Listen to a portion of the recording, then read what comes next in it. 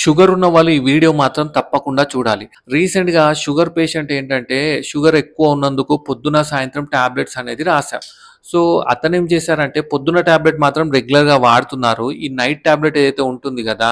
ఆ టాబ్లెట్ 2 పూటలు వాడితే ఏమైనా ప్రాబ్లమ్ అవుతుంది అని టాబ్లెట్ అయితే స్టాప్ చేశారు. ఎప్పుడన్నా అతనికి ఎక్కువ అవస్థ అనిపిస్తే, అంటే షుగర్ ఎక్కువ పెరిగితే అతనికి తెలిసిపోతుందంట. సో, తెలిసిపోయినప్పుడు ఏం చేస్తున్నారంటే, ఈ నైట్ టాబ్లెట్ గూడా వేసుకుంటున్నారు. సో, నైట్ టాబ్లెట్ అయితే రెగ్యులర్‌గా వాడట్లే. ఎప్పుడన్నా ప్రాబ్లమ్ వచ్చినప్పుడు వాడుతున్నారు. ఇలా ఇర్రెగ్యులర్‌గా వాడడం వల్ల ఏమైంది? షుగర్ అనేది పెరిగింది.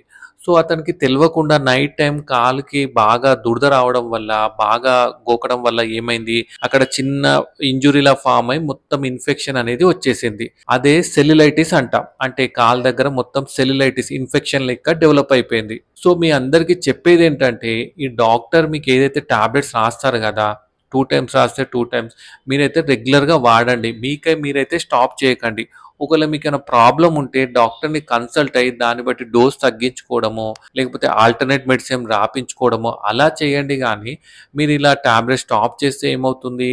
ఇలా కాంప్లికేషన్స్ అనేది డెవలప్ అయితాయి. మీరు టాబ్లెట్స్ వాడడం వల్ల గాదు, వాడకపోవడం వల్ల కాంప్లికేషన్స్ అనేవి డెవలప్ అయ్యే ఛాన్సెస్ ఉంటాయి. సో, అందుకోసమే రెగ్యులర్ మెడిసిన్స్ అయితే తప్పకుండా వాడండి. అర్థమైంది గదా! మీకు కూడా ఇలాంటి డౌట్స్ ఏమైనా ఉంటే కింద కామెంట్ చేయండి. Thank you.